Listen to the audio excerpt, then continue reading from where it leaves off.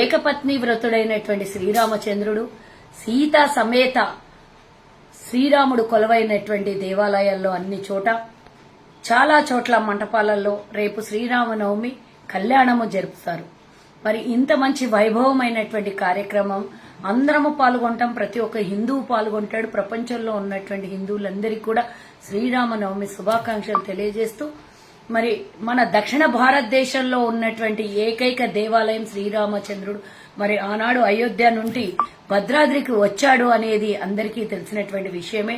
మరి అక్కడ కొలువై ఉన్నటువంటి శ్రీరామచంద్రుడికి ఆనవాయితీగా రేపు జరగబోయే కళ్యాణ మహోత్సవానికి ఆనవాయితీ ప్రకారం తెలంగాణ ప్రభుత్వం పట్టు వస్త్రాలు, ముత్యాల తలంబ్రాలు స్వామివారికి మరి అందజేయాల్సినటువంటి అవసరం ఉంటుంది, సమర్పించుకోవాల్సినటువంటి అవసరం ఉంటుంది.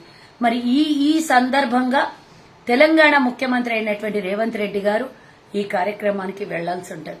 కానీ కేంద్ర ఈసీ ఇచ్చినటువంటి రిస్ట్రిక్షన్స్ ప్రభుత్వ పరంగా ముఖ్యమంత్రి వెళ్లొద్దు రేపు అంటే ఒక రకంగా జనాలు ఎక్కువగా ఉంటారు, జన సందోహం ఎక్కువగా ఉంటది, లేదా ఎన్నికల కోడ్ అనే నెపంతో కేంద్రంలో ఉన్నటువంటి ఈసీ ఇక్కడ కూడా రాజకీయం చేసింది. ఒక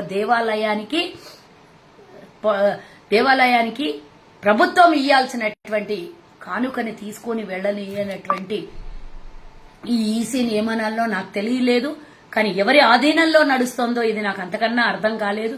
గత 10 ఏళ్లుగా కేసీఆర్ గాని, కేటీఆర్ గాని, ఇంకెవరన్నా గాని ఆ కుటుంబం నుండి వెళ్లకుండా మరి ఎంతో భగవంతుడికి భక్తితో సమర్పించాల్సినటువంటి పెళ్లి కానుకగా వస్త్రాలు, తలంబ్రాలు ఇవ్వనటువంటి మన తెలంగాణ ఏర్పడిన తర్వాత ఇవ్వనటువంటి ప్రభుత్వం ఇప్పుడు కూడా కాంగ్రెస్ ప్రభుత్వం వచ్చాక దేవుడి దర్శనానికి కూడా వెళ్లడానికి రిస్ట్రిక్షన్స్, ఎన్నికల కోడ్ అంటున్నారు.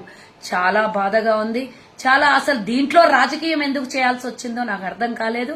కానీ ఒక విషయం నేను అడగాలనుకుంటున్నా. మరి ఇందాక కొన్ని స్క్రోలింగ్స్ చూశాను టీవీ ఛానళ్లలో. నేను లక్ష్మణ్ గారు రేపు జరగబోయే శ్రీరామచంద్రుని కార్యక్రమాలన్నీ ఈ పట్టాభిషేకమే కానివ్వండి, కళ్యాణమే కానివ్వండి, భద్రాద్రిలో జరిగే కళ్యాణ మహోత్సవాలు, తెలంగాణలో జరుగుతున్న ఉత్సవాలన్నిటికీ లైవ్లు ఇవ్వాలి. మేమందరం కూడా స్వామివారి దర్శనానికి వెళ్తాము, లైవ్ ప్రసారాలు ఇవ్వాలి అని వీరు, బండి సంజయ్, ఇతరత్ర వాళ్ళు మాట్లాడినటువంటి సందర్భంగా నేను ఒకటి చెప్పాలనుకున్నా. అంటే మీకేమో ఎన్నికల కోడ్ ఉండదు, ప్రభుత్వము అధికారికంగా వెళ్లి మరి స్వామివారికి సమర్పించాలి అంటే ముఖ్యమంత్రి వెళ్లొద్దు అనే రిస్ట్రిక్షన్స్. మరి ఇందులో మీ రాజకీయం ఏంటో నాకు అర్థం కాలేదు. దీన్ని కూడా ఎన్నికలకు వాడుకొని మీ వరకు మాత్రం ఎన్నికలకు వాడుకునే ప్రచారంలో భాగంగా మీరు చెప్తున్నారే తప్పించి నిజంగా మీకు భక్తి ఉంటే ఎన్నికల అధికారులకి ఒక్కసారి చెప్పాల్సినటువంటి బాధ్యత ఉంది. ఇది సంవత్సరానికి ఒకసారి ఆనవాయితీగా జరిగే కార్యక్రమము, యథావిధిగా జరగాల్సినటువంటి కార్యక్రమము.